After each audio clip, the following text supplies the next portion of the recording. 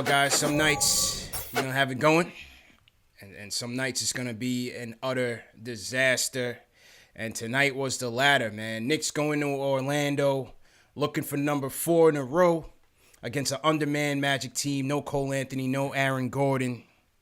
Obviously, no Markelle Fultz. A severely depleted Magic team that just came back from a West Coast trip. Julius brought his A game, 25.7 boards, but the Knicks defense did not, and it was just a comedy of errors down the stretch. Knicks just could not mount any offense. 33 points in total in the second half. A 12 for 48 shooting night. No help from the second unit, and nope. That's all she wrote, man. 107 to 89. Knicks go down in a blaze in Orlando. But you're looking at, Rose and Quickly in particular. They both of them, they couldn't hit the broadside of a barn. Emmanuel Quickly 1 for 12. Derrick Rose 1 for 10. Especially in that second quarter, I feel like Rose was pressing. He was trying to do a lot of one-on-one. And the lead that Julius Randle in that first unit evaporated. It kept up in the third quarter as well. It just seems like we just couldn't put the ball in the basket. Third quarter of doom. And the fourth quarter was just too late. It was weird. There was no RJ. There was no one who was playing well. Yeah. Didn't really see the end of the game. I guess the coach felt like he needed to get more shooters out there, natural shooters, to try to get back in this game, and they backfired.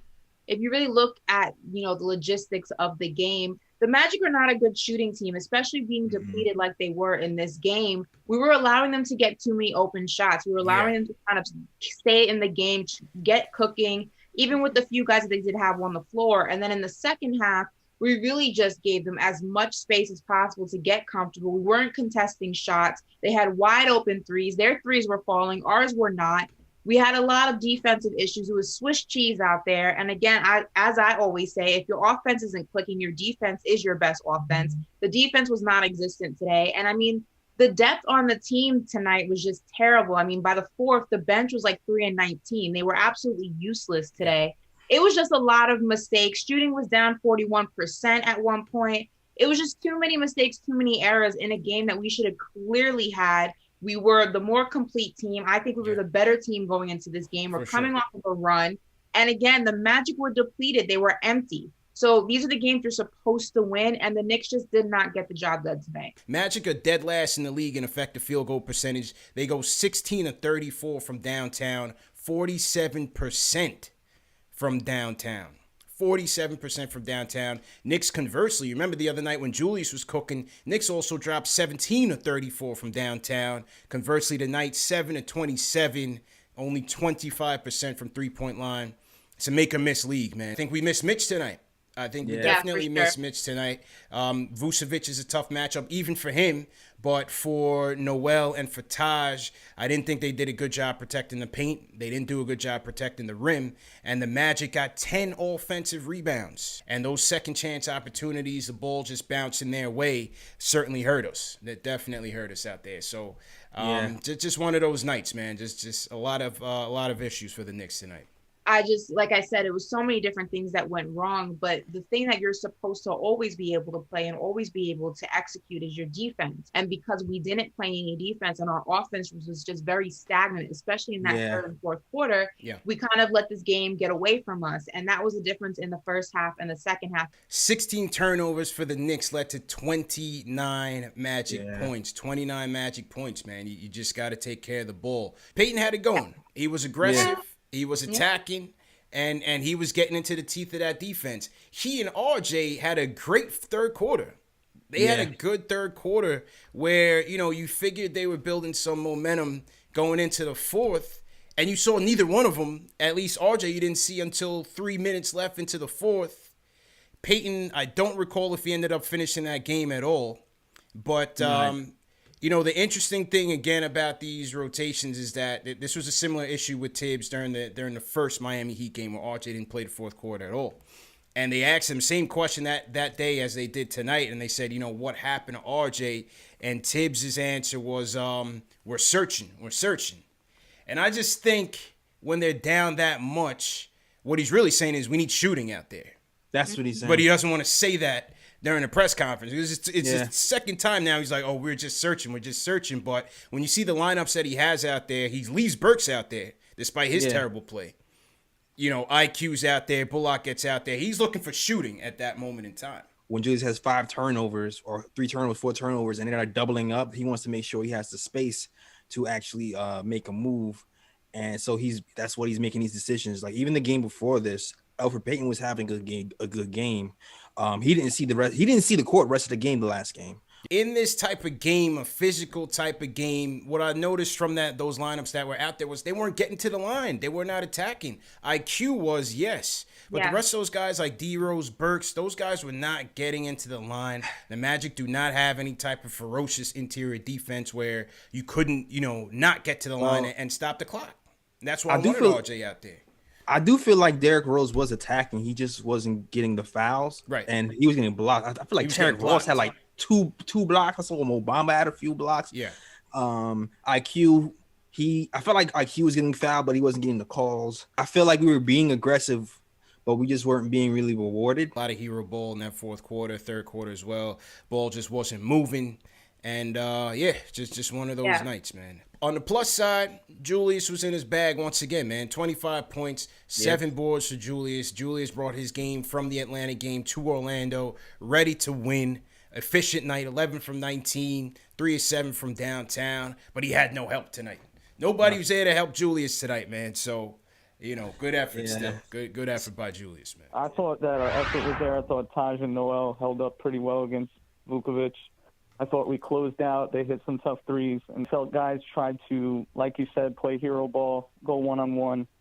And then when the score got out of hand, that's when it just all started tumbling down. Yeah. And it's just frustrating to see us, I just don't want to see Alec Burks, who gets paid $5 million a year, take us home, Alec. You hit 2 threes. All right, so you hit 2 threes, but we're not about to just feature you for the rest of the game. That shouldn't happen. Guys just got to step up a little bit more. Guys weren't cutting.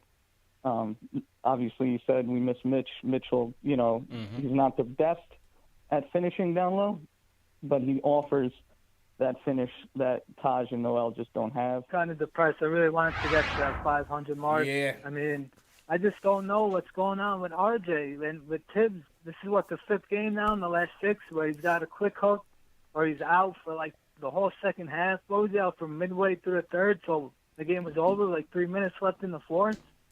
I mean, I'm not saying RJ is some, superstar type level player. I don't think he's going to be, but I'm a fan of his game. He's one of our key players. So do you think Tibbs is, maybe I'm overthinking it, but do you think Tibbs is maybe he's just not the biggest fan of RJ's game? And if so, I don't want to say this, but who knows? If Tibbs doesn't like him and he's trying to pressure management, Tibbs, he's a win-now type of guy. He's going to say, go get me, a score at the 2 or whatever it may be. I just don't, I don't get it. I really don't get it. He was playing well tonight. Him and Payton too. Not that I'm the biggest fan of him, but. On the RJ thing, though, Ash, I just think,